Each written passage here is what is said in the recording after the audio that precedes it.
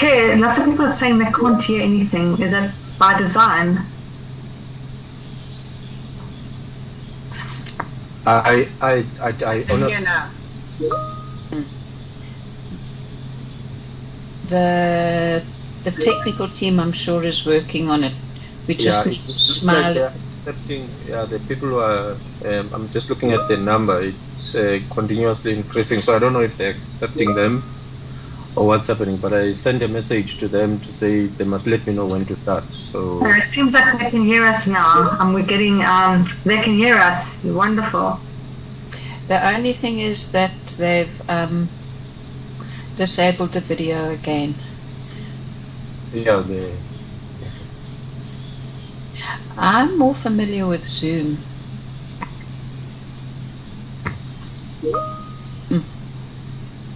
Yeah, you can enable the camera yourself. Oh, well, I think they'll do it Yeah. to the people as we speak, because mine, I'm able to turn it on when I want to. Okay. So I think if people can hear us,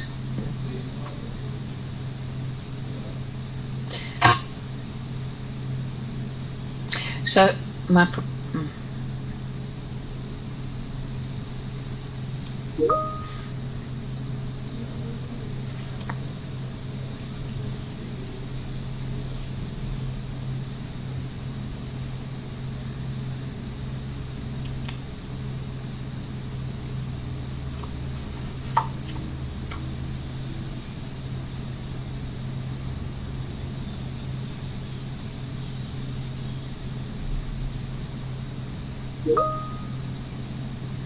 Hi everyone. Hello Mary. Sorry, am I visible? I'm not sure who's handling. Okay, Hassan, we can hear you, we can see you. We're not sure what's happening out there, so we must smile and look handsome. Well, I'm going to go off camera. Maybe it doesn't matter. No, stay on camera. Oh, okay. And then we're not sure if the participants can hear us and are laughing at us. But we're just going to smile until we know what's happening. And Advocate Bono's in charge.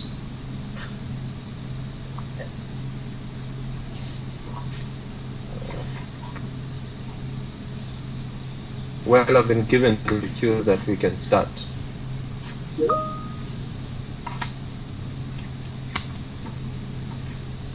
Good evening, ladies and gentlemen. I certainly hope that I am audible enough and that people can see me. Welcome you all to this important event, which is aimed at sharing important information on COVID-19 and the vaccine with not only the educators, but the country as a whole. Our collective desire is to carve a way back to life as we knew it before COVID-19, and particularly to ensure a return to normal teaching and learning.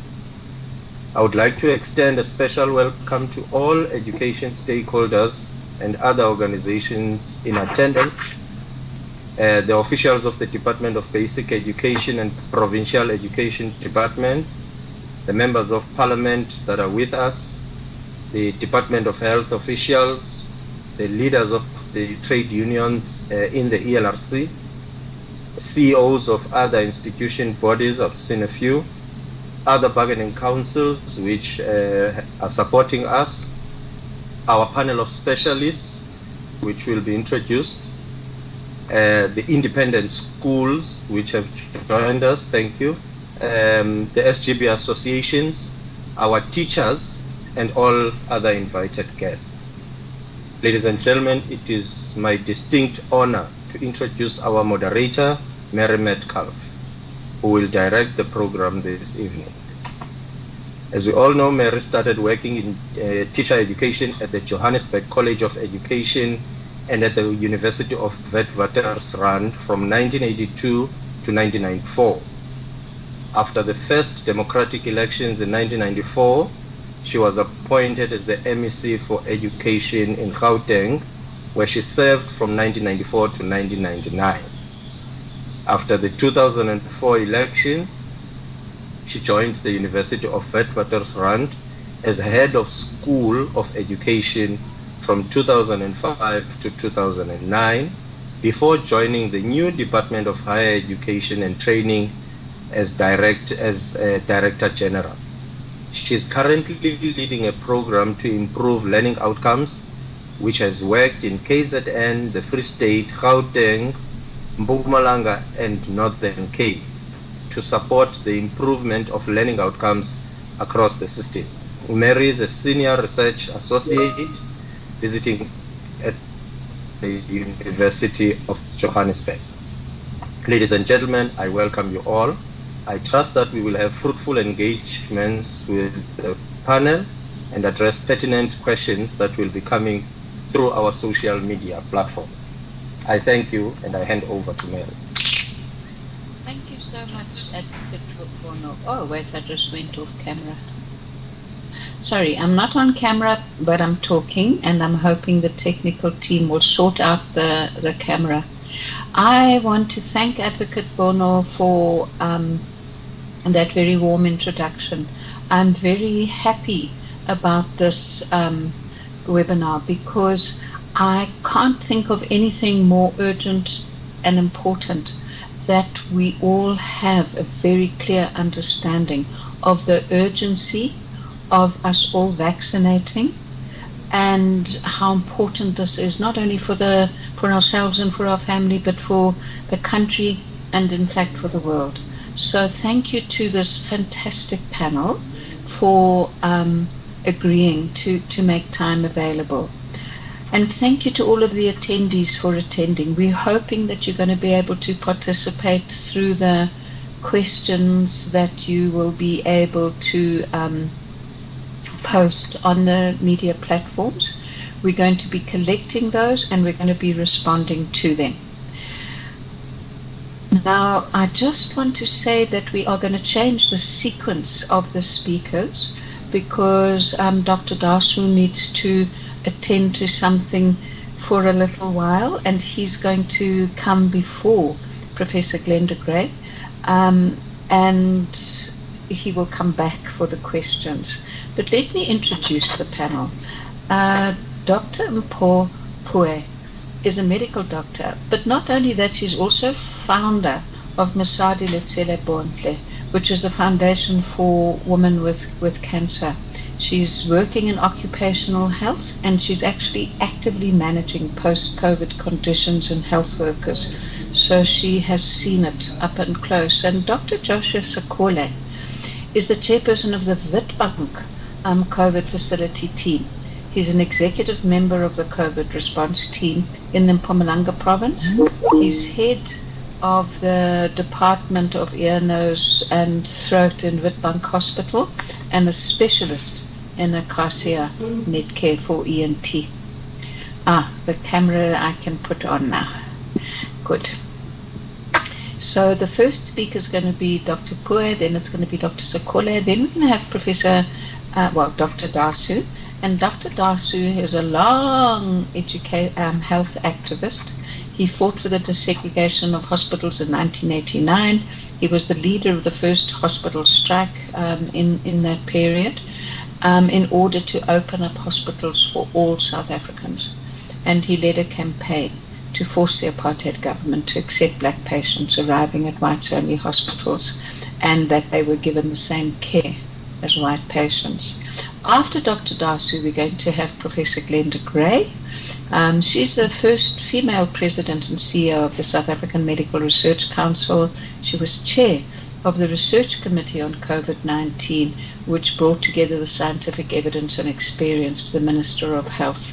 I'm not going to say more about her amazing achievements, just to say that Forbes magazine named her one of Africa's 50 most powerful women, and Time named her as one of the world's 100 most influential people. So we really have a great team. We know that each member of this team is going to have roughly 15 minutes. They know what their focus is going to be. They're looking forward to talking to you. I'm going to try and keep people to time. But we want to keep people to time so that you have an opportunity to ask your questions, and you must write your questions in the chat that is available to you on the platform that you're using. The ELRC team is going to be carefully sending those questions through to us. So thank you for attending, and I want to now ask Dr. Pue to put on her mic, put on her camera. I'm going to go off, and we're looking forward to hearing from you, Mpho. Thank you. Thank you, everyone. Let me greet everyone and thank you for the opportunity that you have given me today. and being part of this great lecture. I think I have three most important questions that I have to discuss that it's very important before we can move to other sectors that we understand the basics about COVID. The first question that everyone would want to know is about the transmission. How is this disease transmitted? It is transmitted with several ways. The first one is vertical transmission. We have airborne transmission. We have transmission through body fluids, fecal oral route transmission, and it can actually be transmitted through fomites. Fomites which are used, actually we're talking about bed sheets, stethoscopes, utensils that one is holding and without sanitizing. In that vertical, we know it will be transmitted. The airborne transmission, it's always on the air where somebody coughs, and then we can get those air droplets, the respiratory air droplets. And then vertical, it could be somebody closer to you, or who will be coughing, and then you'll be able you'll be infected in that situation. From here, from transmission, you want to know how long will it be for you to be sick, which we usually refer to it as incubation period. Incubation period usually it's five days, and then the symptomatic period will usually occur around 11 days. That's the basic infective days to the incubation day where you'll be infected. You'll be infected and show no symptoms within those 5 days. Others, and then when you are symptomatic, it will be from the 11th day.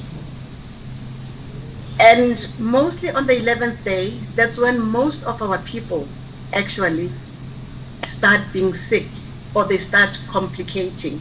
They start realizing that they have the disease, and they'll go seek medical attention. A little bit history about the life cycle of COVID. It is a virus, we know it's a virus, but for it to be able to infect other people, it needs a host. And that host is human.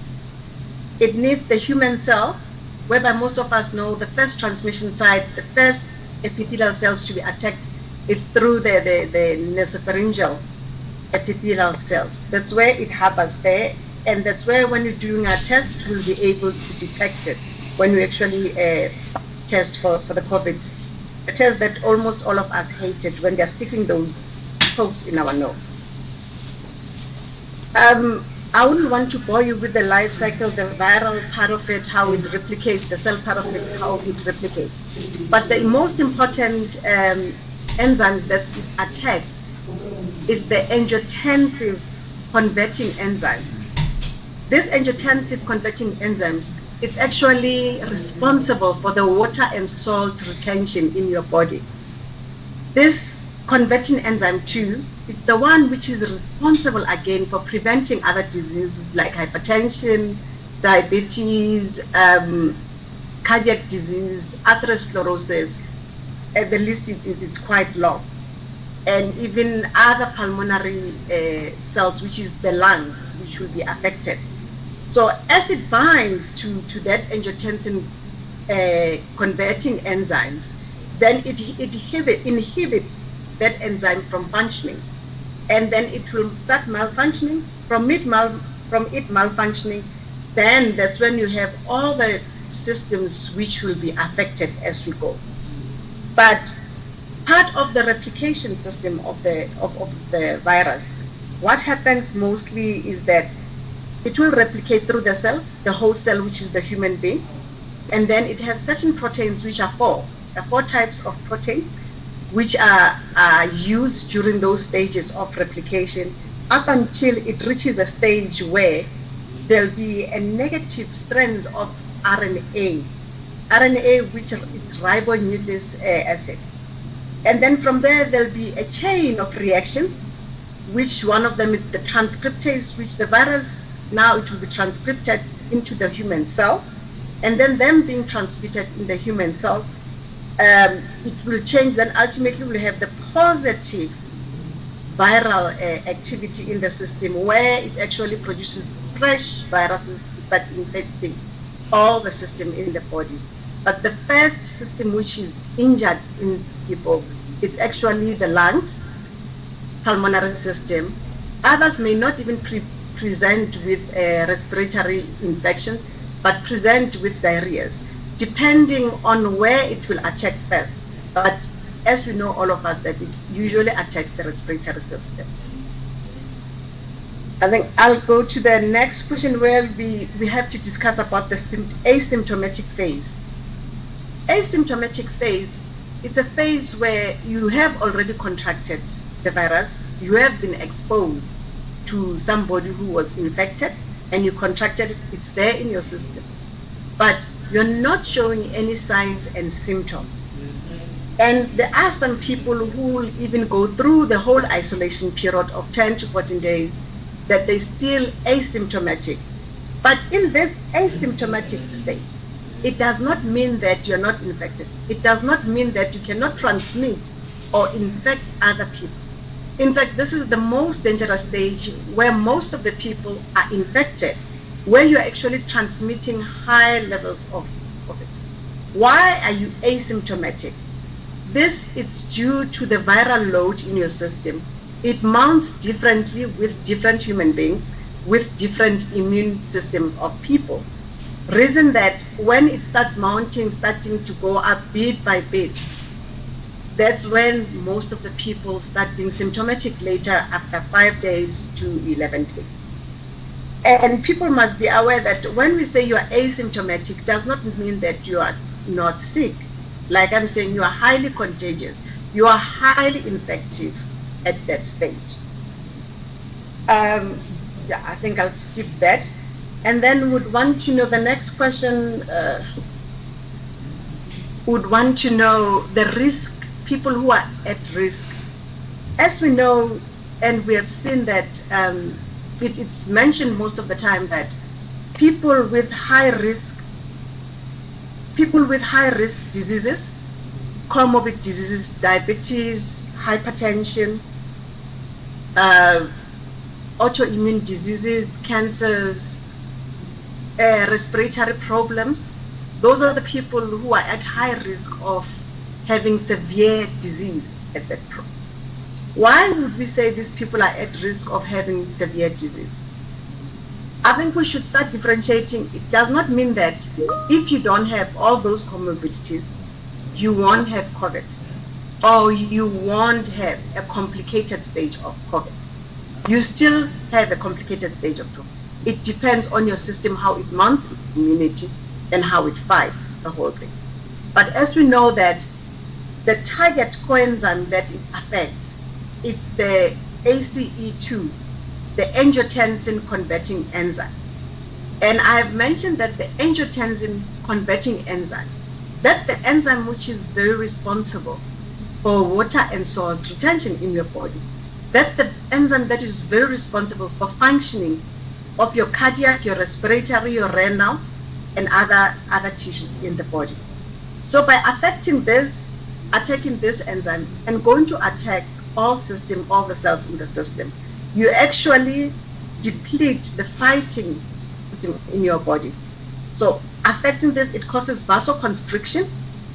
When you actually inhibit the AC enzymes, it causes vasoconstriction, and vasoconstriction in the system leads to hypertension, leads to diabetes, leads to, in the respiratory, the alveoli being shut down, that you start having difficulties in breathing. It causes inflammation in the body, and that inflammation response, that's the one which starts affecting most of the cells in the system.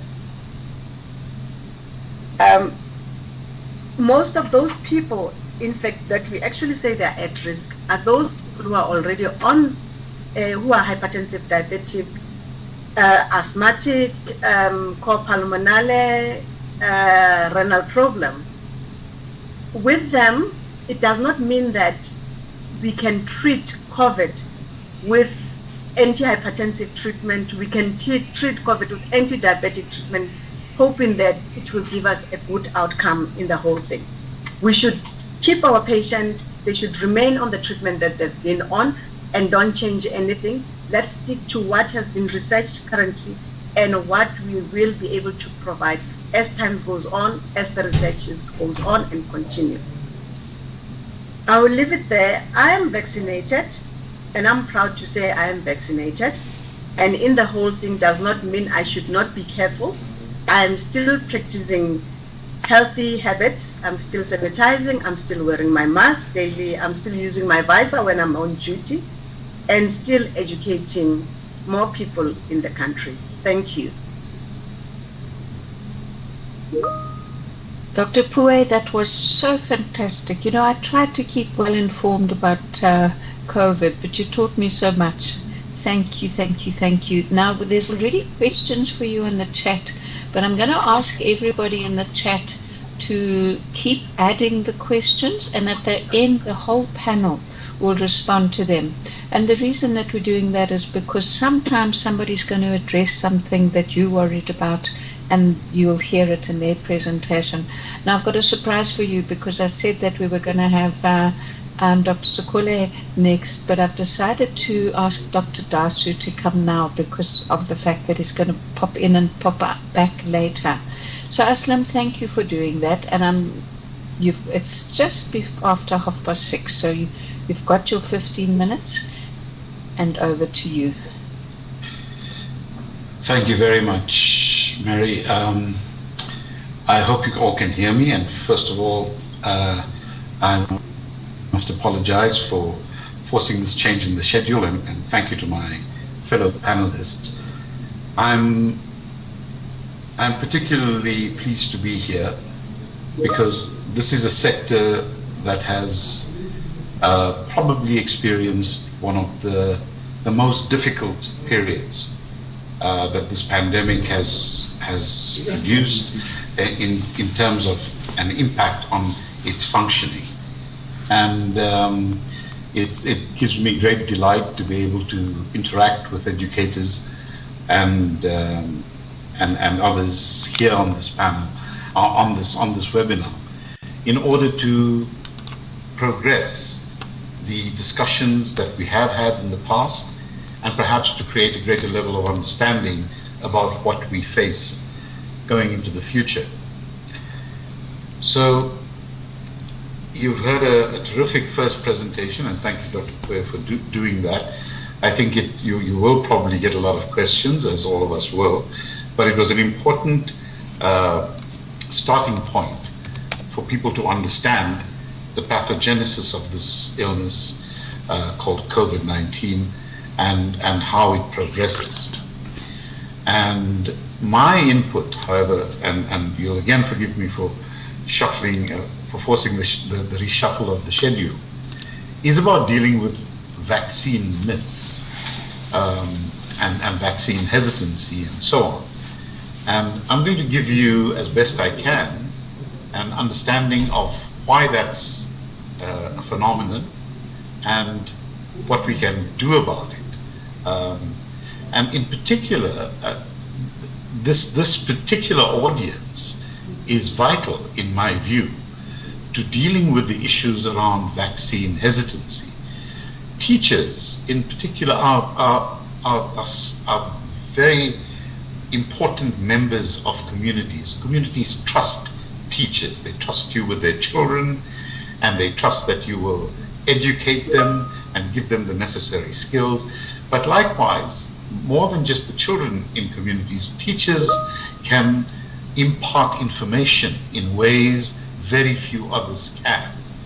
And if we are able, me and my colleagues here are able to give you the information, and you are then able to translate that so that the people that you come into contact with, not just in your profession, but more widely, are able to take on board, you will be performing a critical task in this overall effort against COVID-19. So, given the wealth of information you've already received, my input will seek to cover ground and provide broader and perhaps wider and deeper context for a lot of the information that you've heard and that will be forthcoming. But before that, let me just highlight a few historical facts about vaccines.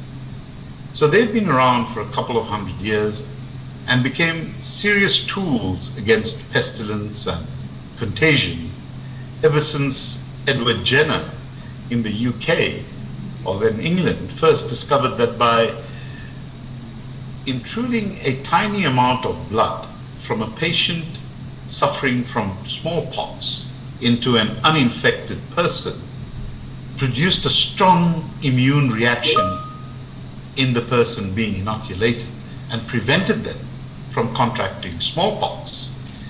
The Edward Jenner Institute in Oxford is named after this very radical physician. Started us on a path that has altered how civilization has moved in the last couple of 100 years, as importantly as other great developments in the human experience. So this was a radical act. And of course, as with all radical acts, it takes time for it to be widely accepted.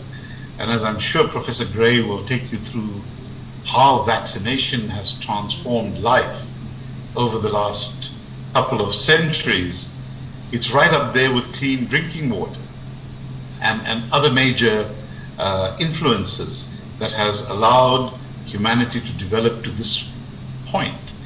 But I won't expound further on that. However, you may find it of interest to know that although the germ theory of disease has only been recently formulated, the Romans, and before them the Persians, and very many first peoples around the world had an instinctive response to plagues and knew that an unclean or demonic spirit, as it was considered in those times, moved among people who lived in unsanitary or otherwise unprotected circumstances.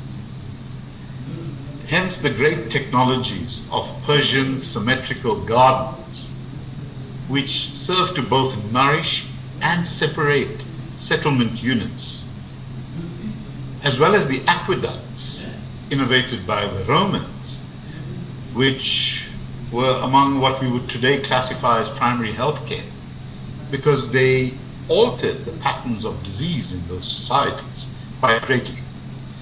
Indeed, the great Persian polymath Ibn Sina developed in the 11th century the concept of quarantine, which we use quite widely today, the sequestration of the ill away from the well for 40 days, hence quarantine. And so 500 years later, as Europe emerged from its dark ages, they took on Ibn Sina's teaching, they called him Avicenna in Rome, in their approach to plagues and contagion and pestilence. So in keeping with the topic ascribed to my input here, I'll deal with the issue of vaccine hesitancy, as it is influenced by three major influences: deliberate myth-making, the lack of knowledge or information, and cultural norms. Now, the distinctive common feature among all of these is the means of dissemination of the information. And today we have the vast open-ended social media networks, which are perfect for the rapid distribution of mass messaging, with onward distribution reaching huge audiences. And based on the law of averages, most who receive these messages will discard them out of hand, while the more credulous, gullible, or uninformed may take them more seriously. But when you're dealing with the likes of giant social media platforms, where the reach is to perhaps more than 1 billion people, and even if only a small percentage of these take heed of these messages, the false ideas are then taken on by millions.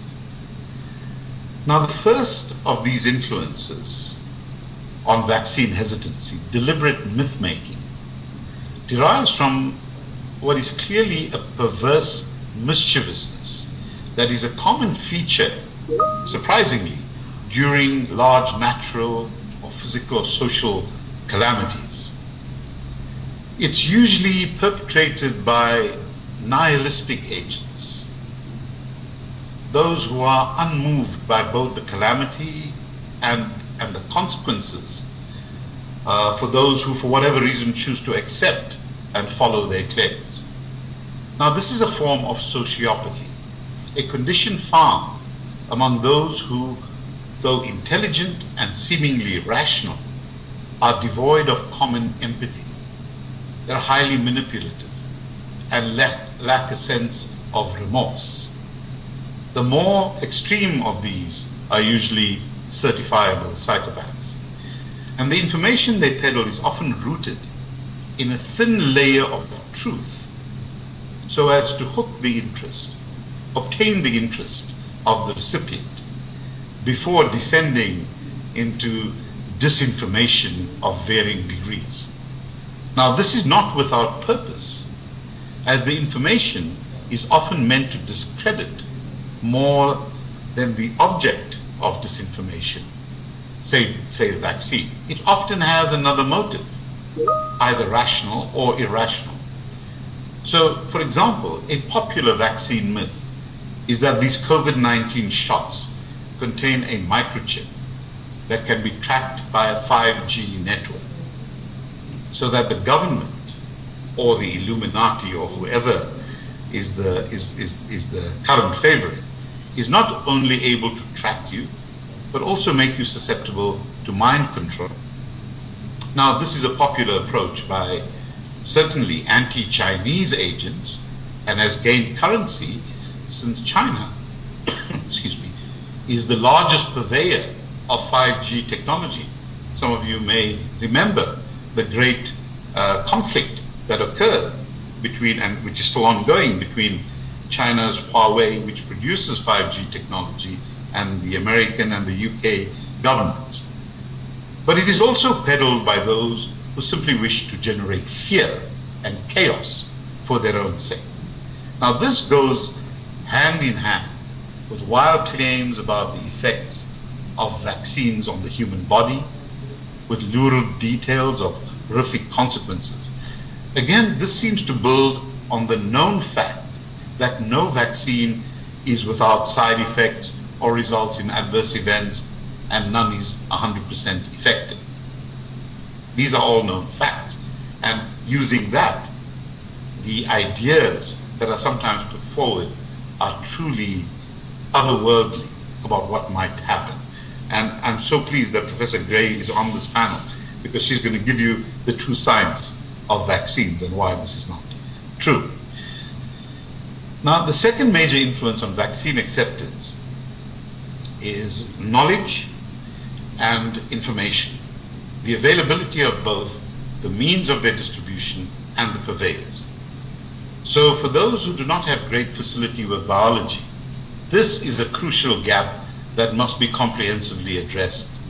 If not done properly, existing uncertainty can escalate into anxiety and finally outright rejection. So this group is by far the largest of the vaccine hesitant, and must therefore be served with clear and unambiguous communication in a compelling and a non-threatening way, and in direct interface and partnership. So community interlocutors, such as teachers, have a greater facility of transmitting this information in a way that is acceptable to communities, and in the idiom to which they're accustomed. And we have had difficulty with this particular issue in this country, and I'm sure in others, for a long time, resulting in quite a bit of vaccine hesitancy. The third and last major influence on vaccine hesitancy is culture and religious belief. Now, religion has through the ages often been at odds with secular science excuse me, and medicine in particular. So it's not altogether surprising that religious influence has come to play a big part in promoting vaccine hesitancy.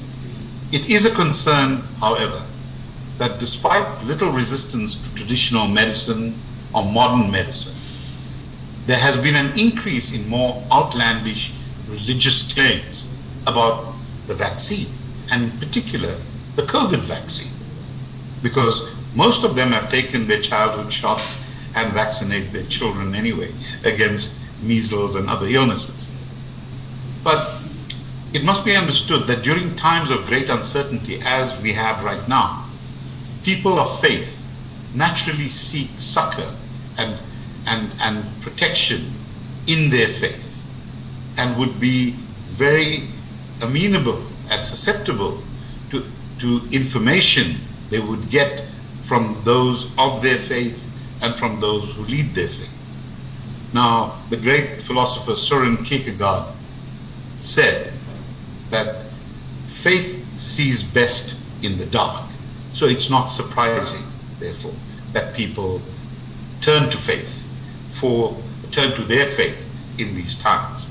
Now, while it's true that most organized religion understands and accepts restrictions on behavior during lockdown, accepting non-pharmaceutical interventions, which would of course mean there is acceptance that COVID is caused by a transmissible virus, this acceptance doesn't extend to vaccines, which are a natural extension of the existence of viruses, as Professor Gray will make clear. So, as I close, just with these opening remarks, it is to say that the idea that there's vaccine hesitancy, fueled by myths, fueled by incorrect beliefs, fueled by insufficient information,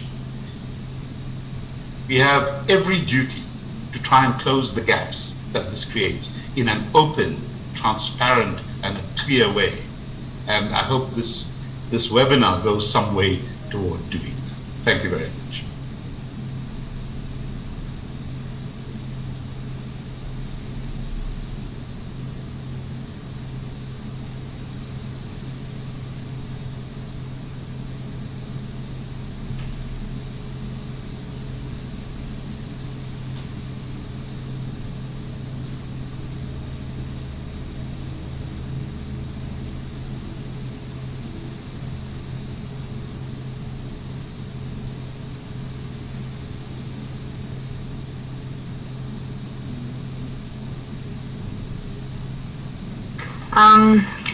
Chair, I think it's Aslam. Sorry, I can't hear anyone. Everyone's still there. I think I'm due to go on, but I want to know if anyone's going to share my slides. I think there's one more before you. I'm sorry. Okay. Yeah, I think we've lost. I thought I was coming after you, but maybe we've lost our chair or someone. Well, I don't see Mary. What happened? It's my fault. I was talking and I wasn't on. I didn't have my mic on. So, Glenda, you're going to follow Dr. Sekole. What I was saying to you, Aslam, is that was a fabulous presentation. I love the references to history and philosophy. We look forward to you coming back after you've done your TV presentation. And what we're going to do now is we're going to have Dr. Sekole. And Dr. Sekole is going to share his slides, and Glenda, you will come after him. I'm sorry about my mistake. So, Dr. Sekole, over to you. I'm looking forward to this presentation. Thank you.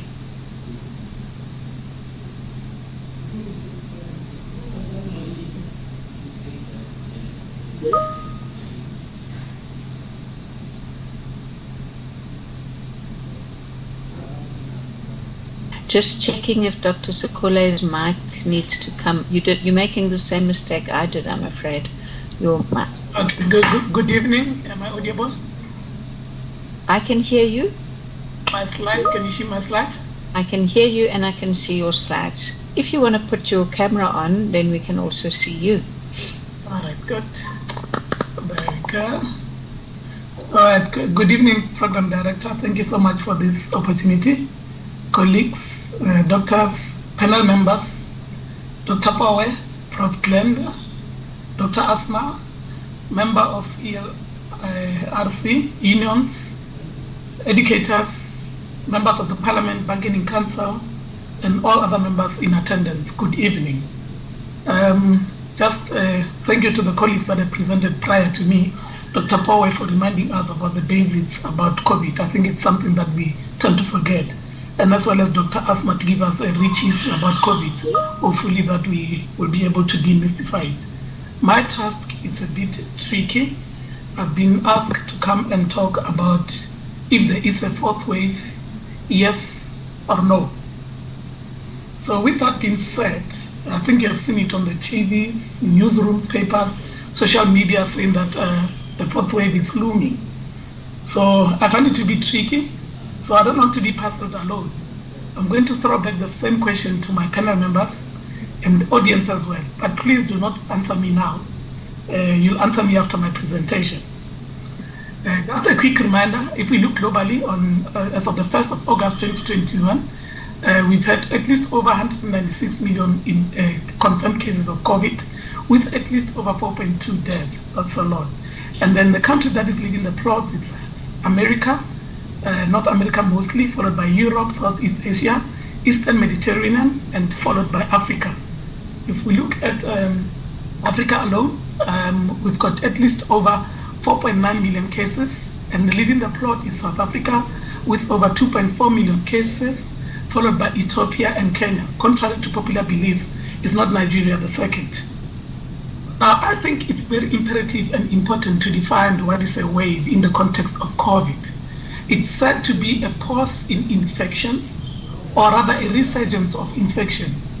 In a scientific manner, it's said to be case loading returning to at least 30% of the previous peak case load. Current wave, as you look on my graph on the side, it's way beyond 30% of the winter and the summer waves that we had in 2020. We're currently sitting up there. So we've already passed the peak, we are in the peak, and I think there's a wave in the peak that we are. We are not yet out of the third wave. So South Africa, as you all know, had almost 3 waves, and we hopefully enough we won't have the 4th wave. We had the 1st wave on the 5th of March 2020, which was slightly with a better plateau compared to the 2nd wave that we had around December and March 2021. And then current wave that we're talking about started at least around May. So now epidemiologists have looked in this, and then they've suggested that there could be a 3rd wave coming, as the interwave latency or the interwave period, it's about 6 months. So now 3 to 6 months. So if we calculate 3 to 6 months from now on, we're more likely to be in October, where we could be heading the 4th wave. And also the trends of infection also help in suggesting whether we could be heading the 4th wave or not. So now, why do we have COVID waves? It could be clinical and non-clinical. So we'll be talking about issues or factors that could be causing waves, such as testing, contact tracing, isolation and quarantine, mutations, vaccine, which Professor Glenda Gray will give us more information about that, IPC measures, lockdown, and whether COVID is seasonal or not. So testing has been an issue. The issue around testing is that people have lack of interest in testing. Most of them is fear. As Dr. Power has indicated, that this is uncomfortable. So most of people, they'll say, I've got flu-like symptoms or upper respiratory symptoms. But when they think about the format of the way the test is going to be done, they are scared to come and test. So imagine if that person has COVID, it's more likely to spread it. Then we've got a resurgence. Sometimes in the state sector, we have issue with lack of testing kits, which can result in a lot of patients spreading the disease. And also delayed availability of the result, especially in the state sector, where you find that the results will take about 24 hours to at least 5 to 7 days for them to come back. So now you test a patient, you send them home only to get the results 5 days later. Imagine if that patient is infected, will most likely to be spreading it either in the taxis, in the taxi rank, or also in the household. And the issue also about false negative. We know that there's about at least 10 to 30% of false negative with our test kits, especially the rapid test kits, which are not PCR treated. So now you can come and test. We do the rapid test kits. It turns out to be negative only when you get home to find that you are positive. So that also can spread, and that's why we have waves and resurgence. The issue of contact tracing has been an issue not only in South Africa but globally, because the system is so complex, to deal with it. We have seen in China that improved their technology of contact tracing, where they use mobile signals. Say, for instance, we have 5 in a room, and then tomorrow one of us go and test positive for COVID. They use the phone signals to see the people that were around you by the time, 24 hours before. and then they trace them with the signals. I think it's one of the technologies that should be introduced in our country. And then failure to monitor outbreaks or hotspots is another issue that makes us to fail to do proper contact tracing and can contribute to the spread of the disease or the resurgence of the COVID. Also, the another issue is failure to disclose, either to disclose to say you've got COVID, or failure to disclose that you are a contact. People are still fearful. They do not want to know whether they've got COVID or not. And that also contributes to the spread and increase in spreading of the disease among colleagues. And also the underfunded health system. I mean, needless to say, I think I'm not going to say much about the underfunded health system. We all know the stories around it. So if you look on my right-hand side, you can see what we call the R0 in the scientific term or research term. Professor Glenda Gray will tell you better about this. If you look at SARS-CoV-19, if one person is infected, it's more likely to infect other 2.5 people. So contact tracing is very important. If we look at what we what we had previously called Middle Ear Respiratory Syndrome, which occurred in the Middle East around Qatar, Dubai, and Mediterranean areas, this was also a respiratory disease. It was highly infective. If one person was infected, at least 4 or 5 would be infected. So imagine if COVID was like this. So I think we're still lucky that at least it will infect 2.5. So we need to improve this testing method, contact tracing as effective as we could be. And then also you can see this H1N1, Ebola, and SARS that have occurred before, more or less similar pattern that they behave like COVID-19 that we currently have. Then also we have issues with isolation and quarantine. I mean, if I ask the audience, truly speaking, do we quarantine? Do we isolate? You know, I know we use these terms interchangeably. Isolation simply means if somebody who has tested positive, now they have to stay home for 10 days or more, depending whether they are symptomatic or not. Whereas quarantine is somebody that has been a contact, has tested, but still waiting for the results. Do we quarantine? As contacts, do we quarantine? You know, after testing, do we really quarantine? So those are the issues that we have to deal with as a country as a whole. What happens to our quarantine sites, the lodges, the BNB, the field hospital? You know, so those are the issues that the country will need to look into. Otherwise, we'll still have this resurgence of waves. Wave 4, 5, 6, and 7, they will still come. If you look at the previous graphs that are presented with regard to the waves that we had in South Africa, wave 1 was better because we had lodges. The contact tracing was more efficient. We had PNBs. If you test positive or you are a PUI, we will send you to those lodges. I remember Dr. Poppy Ramatova had to go and fetch doctors in doctors' quarters and put them in Mujimule Isolation Center so that it does not spread. But that was regarded as against human rights. What about issues of pure socio-economic status? People do test positive and we tell them go home and quarantine. You'll find that those people in their household, they're staying in one room, there are 5 or more. How do you isolate? They're sharing ablutions, they're sharing utensils, they're sharing everything. So I think we need to go back to the system of lodges, BNB, and field hospital so that we can overcome this disease. If we do not do that, we still have issues of waves after waves, waves after waves. Currently, we even quarantine people in hospital. Now we've got an overflow with people. As you know, that alcohol, accidents, and all those kind of things, those people, they come into hospital. They compete for beds with people that are supposed to be isolated. And all those people, most of them, they did not be isolated in the hospital.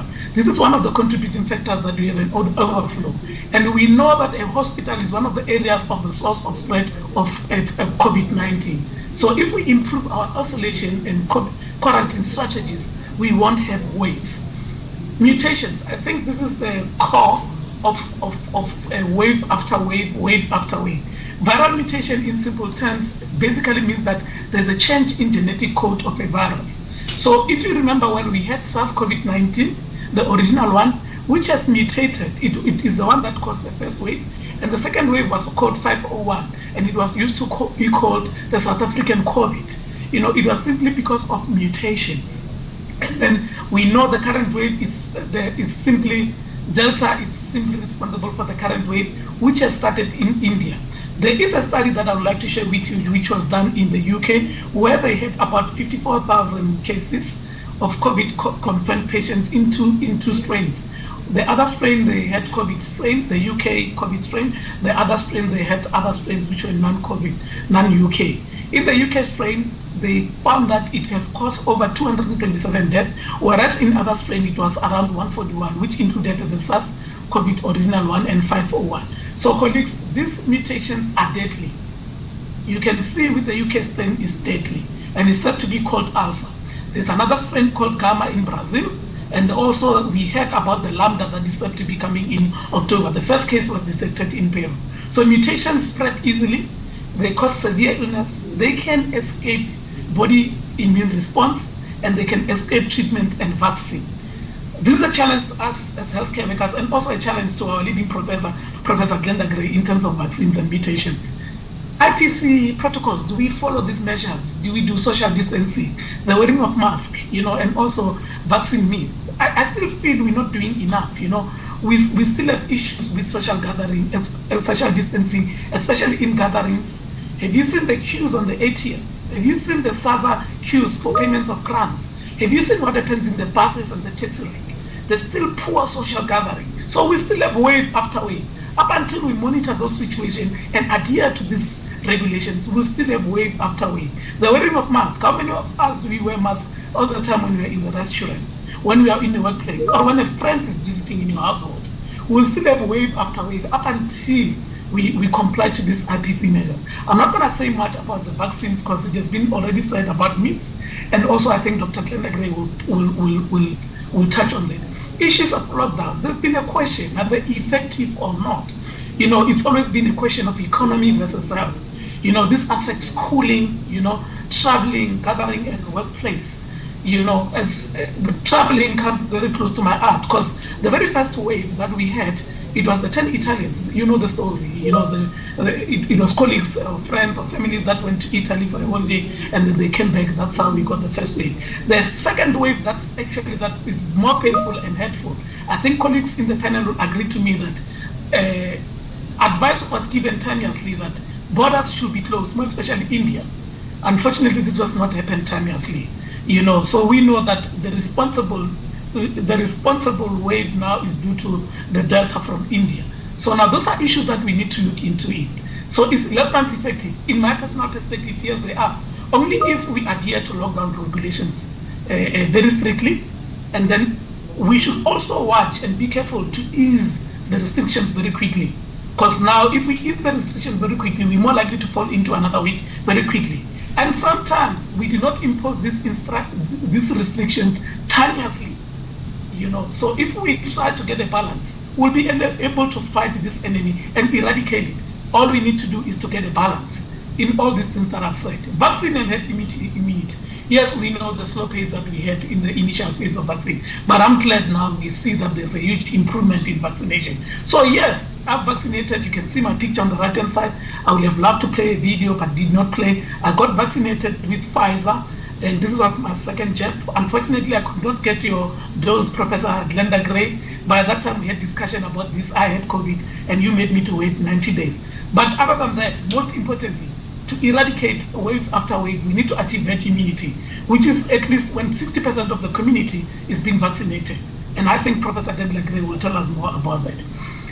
Is the fourth wave, fifth wave, sixth wave coming? I don't know.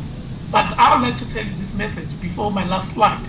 Failure to improve all the key areas I spoke about in my slides, it will result in more waves to come. And failure to take this disease as our individual responsibility will result in more waves to come. And personally, my answer to this is that we should vaccinate. I will end up by saying and echoing or quoting our first statesman, President Cyril Ramaphosa. This disease will pass, but it's up to us how long it will stay. Thank you. Dr. Sipule, I want to clap. That was absolutely so informative. And as a teacher, and on behalf of all of the teachers here, your passion for what you were sharing with us, you'll see that in the chat you've already answered lots of the questions that people have asked, but we'll make sure we stay to those questions. So thank you so much. Thank you. Professor Gray, you know, there's a saying, people say, no pressure, but all of the speakers have said when Professor Gray comes, she's going to answer these questions. So I'm going to hand over to you, and we will, to your presentation, pick up all the questions in the chat. So thank you very much, Glenda. Over to you. Thanks. Thanks very much, and thanks to the previous panelists, because I don't know if I've got anything else to add. Everybody, they stole my thunder. I kept saying, okay, no, I can't talk about that, I can't talk about that, I can't talk about that. And so I just want to know, you've all done my job very well, and I feel almost redundant. So I'm going to maybe just start at the beginning to discuss what are the benefits of vaccination. Now, someone has my slide. Should I share my own slides? I can do that. I was going to just find it.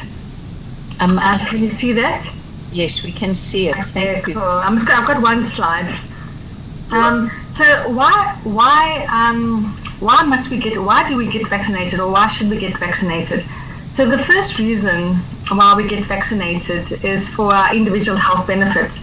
So when we take our child to the clinic to get polio or pneumococcal or Haemophilus influenza vaccine, we take our child to the clinic to get vaccinated so we can protect that child or that infant from a viral or a bacterial infection. And when we vaccinate people with COVID vaccines, first and foremost, we do this to protect the individual. And so what we do know is that all our vaccines protect against death and hospitalization, and some vaccines protect more or less against transmission, and I'll get to that just now. So the first reason why we take a vaccine is not for herd immunity, but it's to protect ourselves and our loved ones, particularly the elderly and the people with comorbidities, because we know that these vaccines will protect them from death and hospitalization. And we know that people with comorbidities or who are old are more at risk of getting COVID and dying than others. So we take our vaccine for our own benefits. Maybe it's a bit selfish. We take the vaccine to protect ourselves, and we ask our elderly family and our other friends and family with comorbidities to take the vaccine so that they can protect themselves. So that's the first reason why we vaccinate, both for polio, Haemophilus, and measles, and for COVID as well. The second reason why we vaccinate is for the public health benefit. If we all vaccinate, we keep the hospitals open, and we allow the health system to get on with its job of providing care to everybody else. So if people vaccinate, they're not going to get sick, and they're not going to have to go to hospital. And so then our doctors and our nurses can get on with the job of providing health care to people in South Africa. So that's the second reason, the public health benefit. The third reason why we vaccinate is to keep our schools and our universities open. And we need our academic years to be maintained, and we need our universities to flourish. Last year, about 40% of school days were lost because of the need to close schools during the surges, and this left us without any academic year. So another good reason to vaccinate both teachers and eventually children will be to secure the academic year and to secure the university year. So that's a third reason to vaccinate. The fourth reason to vaccinate is an economic reason. So the more workers we can vaccinate, the more we can get on with our economy. The more miners that get vaccinated, the more they can return to work, and the more waitrons or restaurant people get vaccinated, the longer we can keep our economy going. So there is an economic imperative to vaccinate, and we use vaccination as a tool to try and control a pandemic. And in the first instance, to be able to control the pandemic, we have to fulfill the individual public health, academic, and economic reasons for it. We spoke a little bit about herd immunity and what it means to have herd immunity, and we're not sure whether we'll ever what we need to have herd immunity, and we've tried to walk away from the narrative around herd immunity, because we do have waning immunity from natural infection, and that's why we get repeated infections. And we also because of the vaccines, we know the vaccines work. We don't know how durable they are, and so the whole concept of herd immunity may be difficult to acquire until we have a vaccine that gives us sterilizing immunity. Which gets me to the slide that you see on the deck, and it's about talking about the different COVID-19 vaccines and why they work or why they don't work. So we have 4 different platforms that for vaccines, for COVID-19 vaccines. The one is the viral vector platform, and this is the Ad26 vaccine that I took, and I think all the teachers took as well, besides the few that took the Pfizer. So we took the viral vector, the adeno 26, the J&J, and this vaccine has a viral vector. You put the immunogen, which in this case was the spike protein that we heard about. The spike protein is the protein that attaches to the ACE2 receptors in our nose, in our lungs, and all parts of our body. And so by putting the spike protein into the viral vector, when we inject the vaccine into our arm, our body makes an immune response that recognizes the spike protein. So the moment we come into contact with SARS-CoV-2, the antibodies that our body has made attaches to that virus and inactivates it and doesn't allow it to spread further. So that's how the Ad26 viral vector works. Another viral vector vaccine has been the Chadox or the AstraZeneca that had a chimp adenovirus with a spike protein in, and that's been used in other parts of the world. So there's the Ad26 and there's the Chadox, and then there's the Sputnik combination, which has the Ad26 just like the J&J, and has another adenovirus called an adeno5. And so these all cause an immune response to the spike protein by using the viral platform. And we know this viral platform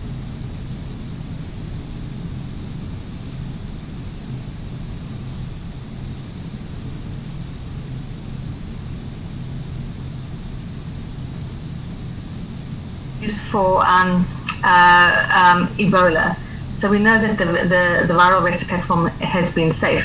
So when you use a viral vector platform, you do induce a neutralizing antibody response plus some other antibody responses which help to inactivate the virus.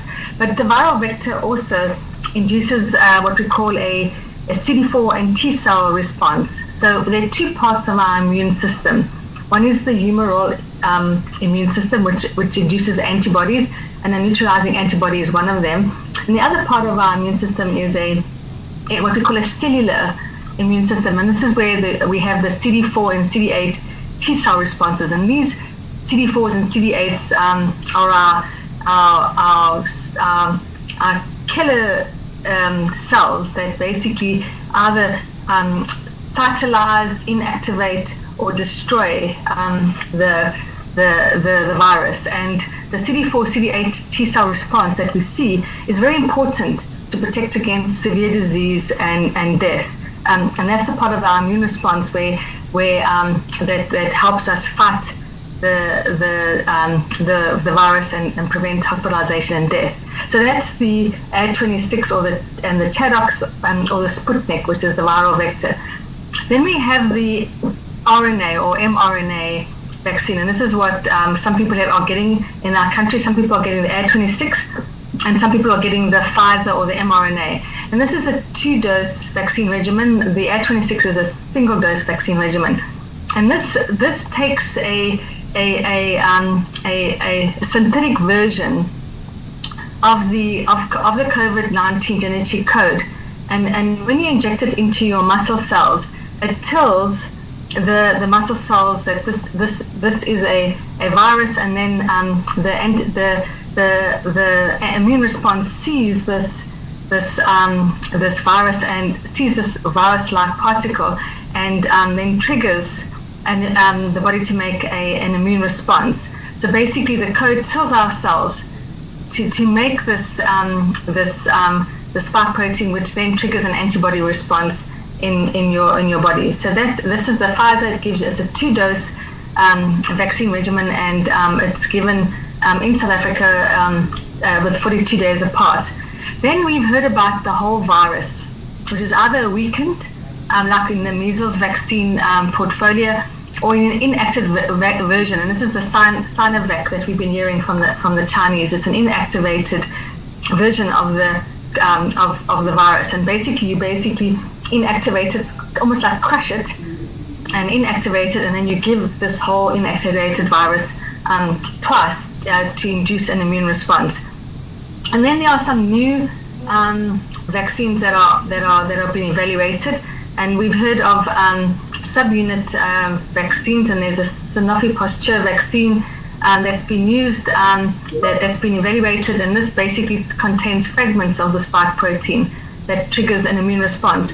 So the whole basis of the COVID vaccine, how it works, is to take that spike protein and get the immune system, either the humoral or the cellular immune system, to make a response. So when our body encounters SARS-CoV-2, we see it, and we've already programmed our body to inactivate it or to control its spread in our body. Most of these, or in fact all of these spike proteins that have been made were made against the original or Wuhan strain, the ancestral strain, long before the virus evolved, and we have the Delta and the Beta that we've heard about. But the good news is that these ancestral strain derived vaccines work against the Delta and work against the Beta. And tomorrow morning, if you watch the Minister of Health on her show tomorrow, we are presenting the first data from the Sosonki study to show how well the A26 single shot worked in healthcare workers in South Africa. So stay tuned and watch the Minister tomorrow morning, because that's going to be very exciting. And so the important thing is that even though these vaccines come from the ancestral strain, they do work. There is some cross protection, and they do work against all the variants so far. People also ask me, because they've got the single dose A26, is how long will my vaccine last? And we have evidence that even at 8 months, the single dose A26 vaccine is still performing very well, and sometimes, particularly against the Delta strain, is working better than at day 28. In fact, the immune response just gets better, and this is because there's what we call B-cell maturation, or a maturing of the immune response that gets better over time. And so we have evidence to suggest that the A26 single shot J&J vaccine, even at 8 months, has been effective. We will be following a whole lot of people who have got both the Pfizer and the A26 vaccine to determine when we should get the next boost.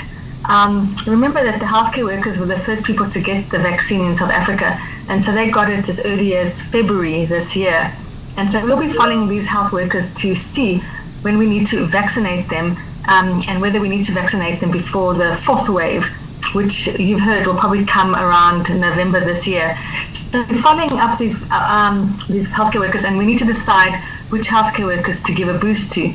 Do we give the people over 60? Because we know that the people over 60 have a poorer immune response. Do we give it to people who have cancer? Or do we give it to people with other comorbidities? Or do we give it to people who are HIV infected? We do know a lot of our healthcare workers are HIV infected. And we do know that sometimes if you're not taking your antiretrovirals, there is an impact on vaccine effectiveness. And so we might need to boost people who are HIV infected. So we will be looking at people who've got breakthrough infections to determine who should get a booster or not. Are these vaccines safe? These vaccines are very safe, and the kind of adverse events we've seen in South Africa are the same as we would see in the US or in Europe. So we're not seeing any more adverse events as compared to anywhere else in the world. Under Sosonki, which vaccinated just about 480,000 healthcare workers, no deaths occurred due to the COVID vaccine. We did have two people who got that rare clotting disorder, and we were able to identify it and manage it. And these people are now back at work, and they did very well. And we continue to monitor for other adverse events like Guillain-Barré syndrome, which is a very rare disorder. And so we continue to look for side effects on the vaccines. Anybody who has a side effect from a vaccine is asked to report back to the vaccination center and to also to fill in forms so that the National Health Department can follow up all the adverse events that we might see. For those of you who already had the vaccine, that you can tell your friends that you did have the fever, chills, and some people had headaches, and some people were feeling quite ill up to days after the vaccine. And so it's important to know is that we do expect you to get these kind of side effects because what we are doing is that we are mimicking COVID infection in you. If you've had previous COVID, you may have a exaggerated response to the COVID injection, the COVID vaccine injection. But remember, that's very good because basically you increasing the breadth and the magnitude and the expansion of your immune response. And so we do see people who've had COVID who get a vaccine, we see enhanced vaccine effectiveness. It's almost like a prime boost. It's almost like getting 2 doses of a vaccine. And so we do see that kind of response. And so we do see improved effectiveness for people who have already had a COVID infection. We do expect to see breakthrough infections. Remember, these vaccines aren't sterilizing, don't give you sterilizing immunity. So we do expect breakthrough infections. When we've looked at all the Sosonki data, 96% of these breakthrough infections have been mild, and very few have been moderate, severe, or have caused death. And so we're very happy to say that the vaccine profile has been safe and has been effective even in South Africa, even in the Sosonki. So those who took the adeno 26, like me, you've got a good vaccine on board. And those who took the Pfizer, you also have a good vaccine on board. We will find out later during the year whether these vaccines impact on transmission. There are transmission studies going on, and we'll be able to understand better the impact that these vaccines have on transmission and whether we can, because you have to impact on transmission to get herd immunity, and we're still trying to learn what kind of immune response we need to be able to impact on herd immunity. So, Chair, I think I'm finished with my. You can. I'm gonna. Did I show the slide? I seem to be talking to myself. Am I still on? I'm going to stop sharing. Am I still sharing the slide? I think I'm going to stop now. I think I added to what we had spoken about that I tried to duplicate the very important talks that everybody else gave. And thank you. I hope this added value to the previous discussions. It was absolutely wonderful, and I'm going to give you a short break because there's so many questions, and I'm going to summarize those for you to respond to just now. But as you come to your questions, I want to ask Paul to put her camera on. And I've gone through the questions. I'm going to try and make sure that in the time we have, we answer them all. So the questions that I've asked Paul to answer are questions to do with, are you infectious while you are incubating the virus, if you've contracted it? And there was an interesting question about the extent to which all of this hand washing and very careful personal protection is weakening our immune system. And I also want you to answer a third one. Can children be infected? Thank you, Paul. And then I'm going to come to Joshua with his questions. Thanks, Paul. Thank you so much. The first question, that can you be infected when you are in incubation period? Yes, you are very infective. I think I've highlighted that during this period, and there are those who are asymptomatic without symptoms. In basic language, you will say you have the disease, but the disease does not show. But it does not mean you cannot infect other people. So you are highly infectious at that stage. Reason that we say you should isolate for 10 days. Previously you used to say for 14 days. That you should not transmit the virus to other people.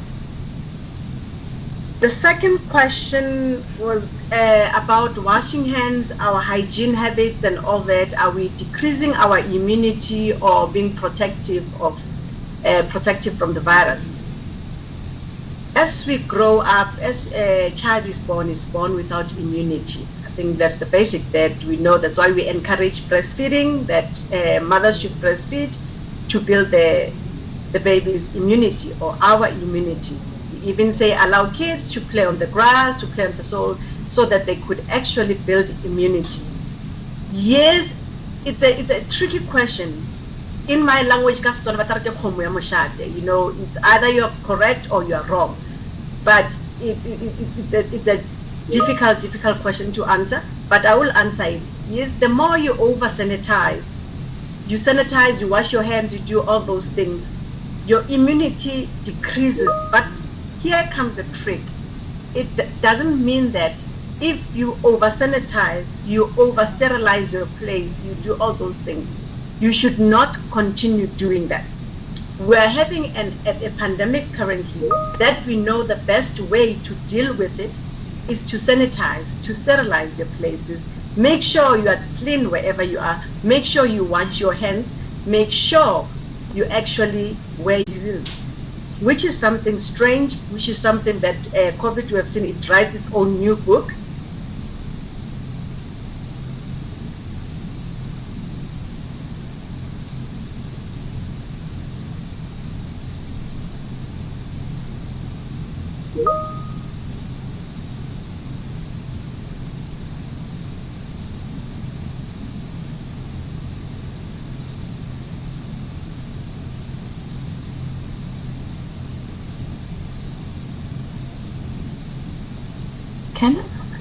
Yeah, sorry about that. I was still on the question about children. Actually saying children are people actually at high risk to contract it because of the playing habits, because of the contact habits, the restrictions. You cannot restrict a child, but you can teach them. But when they're out there in the field playing or at school, it's difficult to control them and to manage them because most of them won't be having masks. Those of them, they'll be touching each other, eating from one another's lunchbox. But they do contract the disease. They do have complications of COVID, as we have seen currently. Thank you. Thank you so much, Dr. Pue. That was fantastic. I see that Professor Gray is busy answering questions on the chat, so that's wonderful because we may run out of time. But after Dr. Sekole answers his questions, she's going to have I hope, a good 5 minutes or more to answer all of the questions about the reliability of vaccines. Mpo, that was fantastic. Joshua, Dr. Sekole, there are several questions for you. There was an interesting question about what's the significance of winter and summer in waves. Do lockdowns create more problems than they solve? And I think I also want you to look at the question of long COVID. What are the long-term effects? And anything else that interests you. Over to you. Thank you. Right. Thank you. Thank you once more. Thank you once again. Quite good questions in the chat box here. I saw some few. The issue of winter and summer wave and COVID. Initially, it was thought it's a seasonal disease. Up until we were surprised that we had it in summer. It was thought that it will occur like your H1N1, most commonly during winter periods or when we got common colds. But to our surprise, then it occurred again in December. It was initially thought to be seasonal, but studies have shown that it's actually not a seasonal disease. So what happens is it's a disease that occurs throughout. Even initially, it was thought that in Africa, why don't we have a lot of cases? It's because of high temperatures and things like that. But it has proven to us that it will occur at any time it wants. So the issue is that the virus is there throughout, but then you get a resurgence. And these are the things that I've touched base with. How do we get a resurgence? Issues of mutations, issues of easing the lockdown restrictions very quickly or not imposing them timelessly. So those are the factors that makes us to have these waves. Other than that, the disease occurs throughout. So it's for us to keep it down so that it does not resurge. If we follow the IPC measures, obey the lockdown rules, does lockdown give us more problems than we thought? In terms of healthcare system, it actually does help us. I don't know about economy, I'm not an economist, but in terms of healthcare system, it does help us. We saw a huge relief in hospital cases that can come to our emergency or trauma centers, especially in terms of alcohol and accidents. So that gives us even more time to treat our COVID patients. So it is beneficiary in that sense. What seems to lack is that during lockdown, it's preparation of our healthcare systems. Lockdown, one of the reasons were imposed, especially our very first lockdown, was that we should improve our conditions in our healthcare system as well as the hospital capacity. So that seems to be lacking, and that's one point that we need to look into it quite seriously. I think that's the question you asked. Another question that I saw, it's issues around the false negative. Issues of false negative, it's one or two isolated cases that we get to pick up. I think more studies, especially at ground level, and they are more common with rapid test than the PCR test. The PCR test actually has about at least 90% accuracy in terms of picking up the COVID, but the rapid test seems to be the one. The actual issue regarding the false negative is the issue of training. People who do the test, are they well trained? It's one of the things that I mentioned in the ministerial committee, that we need to improve our training, especially with the healthcare workers, the new interns, new nurses, and all those. So if we improve it, because the test is done in a specific way. So sometimes you get false negative because the test was not done properly. And also just to monitor these test kits, their expiry dates, their efficacy, and all those kind of things. But I think more research needs to be done in regard to the rapid test. Thank you. So much, Dr. Sekole. We've got Aslam Dasu back, and I'm going to invite him to answer some questions after I hand to Professor Gray. Professor Gray, thank you for all the hard work you're doing on the chat.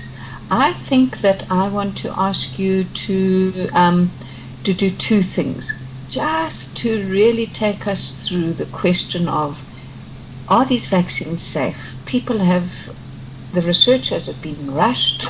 If we hear stories of the vaccines being withdrawn because they're not safe, and this has created huge uncertainty. So I want you to really talk to us carefully about that. And then the question, which is a burning question for all of the educators, the 1 meter distance rule and primary school children. I know that this is something that you've debated within the MACTWG. We need you to give a perspective on this. So I've given you two big questions. Thank you. Yes, so we know these vaccines are safe. We know that billions of people at a global level, and in some cases, huge amounts of populations in the well-resourced settings have got the vaccination, and they love the vaccination so much they even want a third one. So while we're fighting to take one, the Americans and the Israelis and other parts of the world are gobbling up their third vaccine. So the vaccines are safe, and there are rare side effects, and those rare side effects emerge after millions of doses have occurred. But of those a million, so for every 1 million vaccines we give, there may be between 4 and 8 rare side effects. And if identified early and managed, these side effects will not be fatal.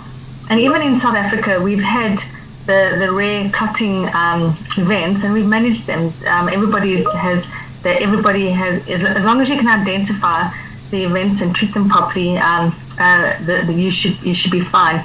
A lot of people are getting vaccinated at the same time as they have COVID, and sometimes it's difficult to differentiate between the mortality associated with COVID. So it's important for us to understand, what did you die of, and then to see whether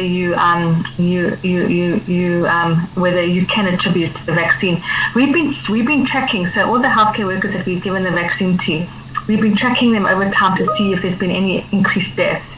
And we've been tracking them, comparing mortality rates over time, and we have not found healthcare workers dying more than ever before. So we can say that the vaccine is not causing healthcare workers to die. In fact, the healthcare workers are begging for more vaccines. They want to jump the queue again. And so there are some people in this country who want lots of vaccines. And I think the more people have vaccines, the more we can show how important it is. So these vaccines are safe in South Africa and at a global level. And any side effects, go back to your vaccine center, contact the Department of Health. The NICD has a hotline and a safety desk, and they can help manage the program. Anyone who dies within 28 days of having a vaccination, we do a post-mortem to see what's going on, so we can try and understand it. But we don't believe South Africans are behave differently to anywhere else in the world, and so there's no reason why South Africans are going to die more than anyone else in the world. So we have billions of people who've got the vaccine. It's helping to control COVID at other levels. That's why you could go to that stadium in the UK and watch soccer, because those people were vaccinated, and so that's an important thing. In terms of the spatial distancing at a school. And at a primary school. So we know at particularly younger children, so children under 12, between 6 and 12, they have less ACE, first of all, they have less ACE2 receptors in their body. And so they have less viral load as compared to older children and adolescents.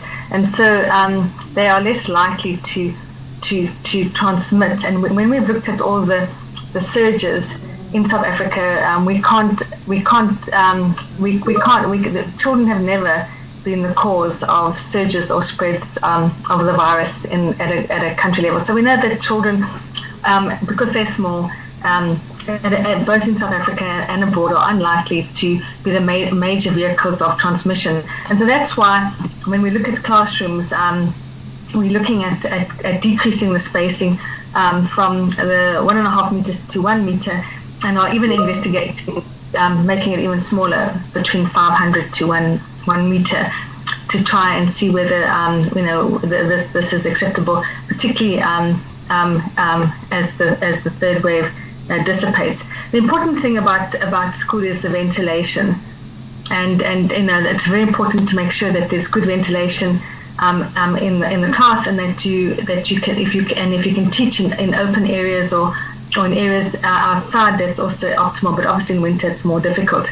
But we do believe that we'll be able to slowly decrease the space between children, and as long as children are in well-ventilated classrooms, as long as the children over 6 are wearing masks, and that there's regular sanitization and ventilation, we don't believe that that it's risky to decrease the space in classrooms at this stage. Obviously, as variants change, that one might have to change your policy and your practices. And so, we do want to get, we do think that the risk-benefit ratio is in keeping the kids in the class, in the school, and the windows open and well ventilated. Thank you so much, Professor Gray. That was fabulous. Look at the questions again, because you're very good at answering them on the chat. I'm so glad that Dr. Darcy is back, and I want him to address the question that was asked by Jonathan Ruston. If you are vaccinated, is the rate of infection decreased? And I understand that to be a question that says, how does my vaccination contribute to the greater good? Over to you, Aslam.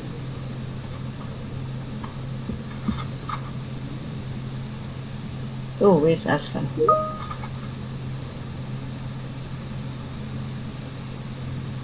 Okay, Aslam, you can just hold that one there, and I'm going to go to Dr. Pue, who's going to handle the issue of ivermectin.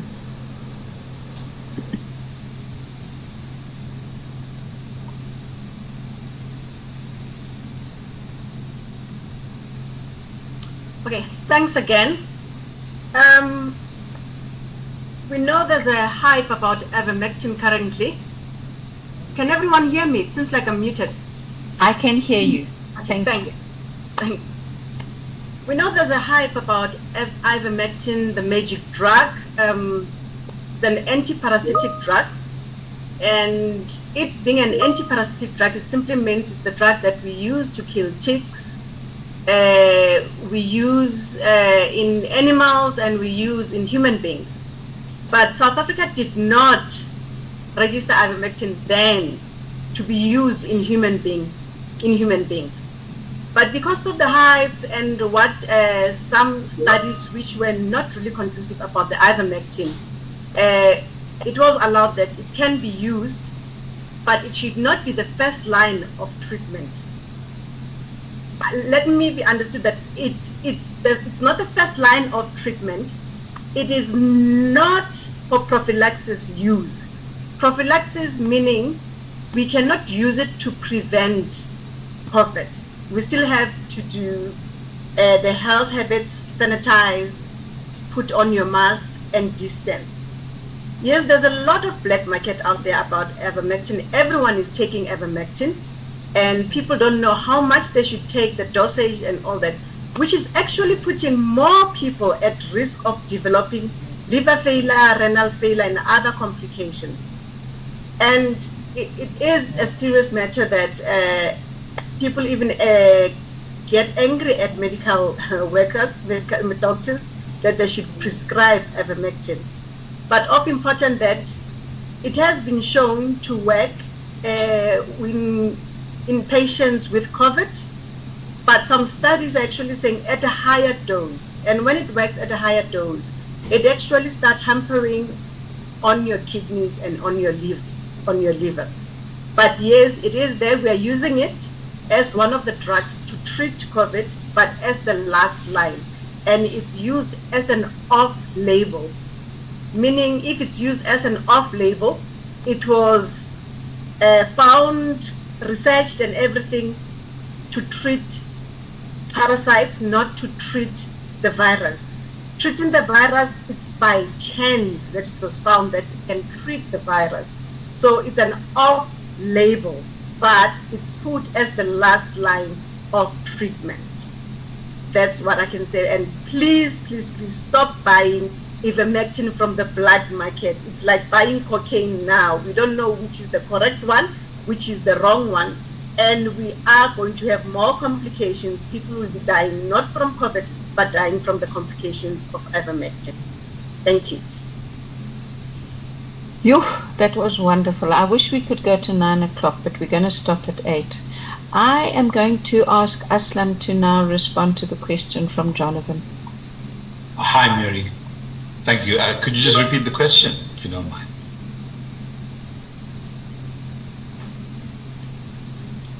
Sorry, Mary, you're muted. The question from Jonathan is, if you are vaccinated, is the rate of infection decreased? And I think what he's saying is, if I'm vaccinated, how do I contribute to the greater good? Okay, well, this is a very important question. The holy grail of vaccination would be not only to make you immune to the pathogen, but also to prevent you from transmitting it. We are not at that point, unfortunately, with COVID vaccines. There is some evidence, and this will need to be verified, and much more research needs to go into it, that being vaccinated does reduce the amount of the virus that you have in your body, and that if you do get infected after vaccination, and that therefore there is a less opportunity to infect many other people. But whether the vaccine itself will reduce the actual transmission is still up for some research, but it is, as I said, the holy grail. And that is why I think even in vaccinated people, the recommendation is to keep wearing your masks and keep your distance. And I know Glenda spoke about the footballing extravaganzas where vaccinated people have been going in and enjoying the games without wearing masks and so on. One is getting reports now that has caused an increase in infections, but not serious infections. As I said, vaccination stops that. But people are turning out positive, having mild illness, and they are capable of spreading the virus to others. So that is why, at this point, if you are vaccinated, you should continue with your personal protective measures, as well as distancing being arranged in public venues.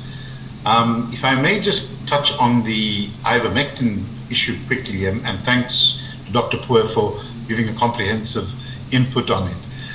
Ivermectin has been approved for Section 21 use by SAPRA, the regulator, and that requires that those using it will have to comply with the reporting requirements that a Section 21 approval gives. And one is not sure that that is actually happening. There is a lot of use of this drug off-label, as was said, in the treatment of COVID. There is to date no evidence that is acceptable globally to regulatory bodies that ivermectin is effective in either preventing or treating COVID. And there are some smaller studies that indicate that that may be the case, that it is effective, but there's no standard level of research that says for sure it is effective, and therefore it should be approved for use by regulators. And this last point is important, because you take medicine, you consume medicine from your pharmacy that has been fully approved by the regulator, and you can therefore take it with confidence. Until the regulator fully approves the use of ivermectin in COVID, and this is important, ivermectin is a very good drug in treating parasitic infections, and it's very well researched and well known. But whether it is effective in COVID is still the regulator's concern. Now let me stop. Thank you so much, Dr. Dasu. I'm going to ask Dr. Sekule to just give us a 1-minute speech on why he thinks vaccines are safe and why he thinks we should take them. And then I'm going to hand back to Dr. Gray to pick up all of the questions that she still wants to talk to from what she's seen in the chat. But there's a particular question that's been asked more than once, and that's the question of how long must you wait for a vaccination after you've had COVID? How soon can you be vaccinated after testing positive? So first of all, Joshua, over to you, and then to Glenda, and then at 5:02 we'll hand back to the CEO of the ELRC, Cindy. Okay. All right. Thank you once more, Mary. I think a bit has been touched, maybe did not come quite out clear in terms of the safety of the vaccine. You know, the myth is the key issue, but one of the myths is that it was done quickly. Just to put it very simple, in simple terms, these vaccines were not done quickly. They come from the basis of the vaccines that were done previously on what we call middle ear respiratory syndromes, which forms a group of viruses the same like coronavirus. The other one, it was called swine flu, which occurred in 2002 in China. It has got the same similarity as SARS-CoV that we have now. So this vaccine has been done before.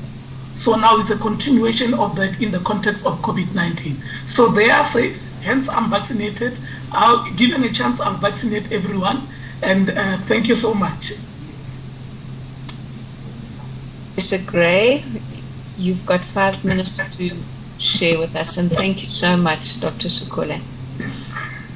So in terms of when you should be vaccinated after you've had a COVID infection, the CDC says up to you should be vaccinated around 90 days post-COVID vaccine, post-COVID infection. In South Africa, we say any day, any time between 28 days and 90 days. And you know, so because when we wanted to get all our healthcare workers vaccinated very quickly, and so we made the cutoff that as long as they were free of symptoms for 28 days, we were prepared to vaccinate them. And this didn't cause any side effects or any adverse events. So I'd say any day, any time between 28 days and 90 days, we're safe to be vaccinated. We even vaccinated people who were having COVID, and there was no safety signal, and we even vaccinated people who got COVID 2 weeks after being vaccinated. But to try and separate the reactogenicity and side effects, we like to keep some space between vaccination and COVID infection. So 28 days onwards is fine, and CDC, the Americans are very conservative, and they recommend up to 90 days. There is a space between the 42-day space between the Pfizer is important. We know the longer time between the prime, with the first dose, and the boost, the second dose, the better the immune response. And so there's a time when your immune response is maturing, and so spacing the vaccine, whatever vaccine you get, is a very good idea. And so so it's not bad to space a vaccine, and we start to see protection from Pfizer soon after, 14 days after the first vaccination, and it gets better and better. And then by the time you get your second vaccination, that just tips you into a very high protective area. So no, don't worry about the 42 days. The space in between is fine, and your immune response is developing over time as you mature your immune system. So I think that's all, Mary, that I've got to say. Get vaccinated. I got vaccinated. I was in a vaccine trial. I love vaccines, and I'm still alive and well, and I will vaccinate all my family and all my loved ones. Can't wait to do that. And I hope that everybody goes out as a vaccine ambassador from this wonderful seminar. I think we've got time for 2 more comments. Aslam would like to talk about the future, and I'm going to ask Mpho if she would like to talk about what should a school do if a teacher says, I don't want to be vaccinated. If you think that's a curved ball, you can pass it on to another member of the team. Aslam, we need to hand back to Cindy just after 5:02. So make your point about the future. Thank you. Well, the point I wanted to really make is that we have now crossed very important milestones. We've got 4.2 million people who have succumbed to this illness worldwide, and over 200 million people have been infected. Now, if you take into account excess mortality, which most people understand now, you have to understand that we are now probably globally over 10 million people dead. And perhaps because they are saying it's up to 7 times more than we have tested people who are infected, then we're looking at 1.4 billion people who may well have been infected. So we are now entering Spanish flu territory. So this has been a huge hit on the world. And I just want to say that if we are going to understand it in that way, and if we understand that we are living in an age of pandemics where climate change and loss of biodiversity is going to be producing more of these bugs, then we have to prepare now for those COVID level pandemics, the first of which could hit us probably even before the end of the decade. So having the ability to protect ourselves through vaccinations and other measures is one thing, but having a view to the future is equally important for the well-being of all of humanity. And I think this is a context that we shouldn't forget when we think about COVID. Thank you, Mary.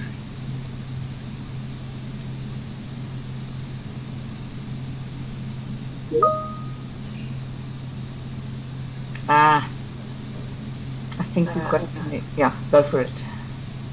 Yeah, okay, thank you. Like we said, to vaccinate, it's your right. That's where the challenge always comes in, because in this country, we're a democratic country, we love our people, we want to give everyone a fair chance. But the reality of the matter is we have data, there are researches which have been going on that have proven that being vaccinated still prevents you from having a severe disease or a complicated disease, and still prevents the other person to contract. It actually reduces the chances of other people to contract the disease. But in the whole thing, the whole matter, as a teacher, as a parent in school, as somebody who's a leader there, I guess we have to take responsibility. We have to be responsible in a way that we know what we are teaching our kids. It's something that we would want to see them impacting in life at a later stage. So I would still say we still cannot force them, but we can advise them that this is the best way to do. Thank you. Thank you so much, Dr. Pue. I just want to draw attention to a comment that Faith Kamala made in the chat, and it's a very important point before I hand over to Cindy. Infections in school-going children does not imply that they got it at school. It's more likely that they got the infection within the community. And I see that Paul's nodding and agreeing with me. So don't make the assumption that children who manifest with COVID got it at school. Now, we've done very well for time, and I'm very grateful to the panel and everyone that we've managed to keep to time. And the 2 hours has flown past. I want to hand over to Cindy Fokker, the CEO of the ELRC now. Thank you, Mary, and thank you to our panel. All right. Thank you, Mary, as the moderator, and thank you to our panel. We have gained a lot, and I agree with you, the time was not sufficient. It can never be sufficient when you're trying to address these issues. So on behalf of the Council, we want to express our profound gratitude to yourself, together with the panel members. We really gained a lot, and I want to believe that the attendees have also taken some information out of the session. And we also want to extend our appreciation to people who have taken time and attended this session. We know that we have chosen prime time where some would want to follow the news. There are a lot of developments in the country. We told to expect an announcement of a cabinet reshuffle. I heard Glenda saying earlier on the acting minister will be making an announcement tomorrow morning. We don't know if it's still going to be here.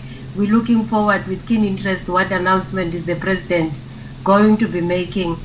Then in terms of the questions, there are a number of questions that could not be covered, but we will try and share them with yourself. Perhaps we can post the responses on our website. But what we want to leave the participants or the attendees with is that this is just the first session. What we intend to do, because we appreciate that we are chasing a moving target, there are developments every day. There's research that is conducted. You get to read about new developments every day. And we feel that we need to be playing a role to organize the panel of experts so that we don't use the social media and the chain of messages to educate or inform ourselves about the issues that are matters of life and death. One question that kept on cropping up, which I believe that at this point in time, without talking on behalf of the panel members, is the issue around the allegations of fatalities as a result of side effects. And I think maybe it's not by omission that the panel members have not responded, but by commission, because we have seen that SAPRA is currently conducting an investigation, and we shall be guided by the report, the outcome of that investigation. But without taking too much time, I also want to make mention of the fact that we've noted questions around what happens to the rights of people who don't want to be vaccinated. We are intending to bring in our second session some legal voice on the matter so that we are advised by the experts in that field as well. But having said that, we want to leave the attendees with one message, that we need to balance the rights. There are rights of the unvaccinated, there are rights of the vaccinated ones, which also needs to be taken into account, as well as the rights of the employers. So in our second session, we shall be looking into that, and if at that point in time there will be more developments in the medical field, we would also invite more panelists so that they talk to that aspect, and then the legal experts will address the issue of how do we balance the rights of everyone such that we all feel safe to be interacting amongst each other, because we interact amongst each other in the workplace. So we cannot only be focusing on the rights of the unvaccinated, we also need to protect the rights of the vaccinated. So with those few words, we wish to thank everyone, the panel members, yourself, Mary, as the moderator. You did a wonderful job. Our panel members, they did an extremely wonderful job. And surely when we issue another invite, there will be interest from those who had attended today. Thank you, colleagues. Good evening.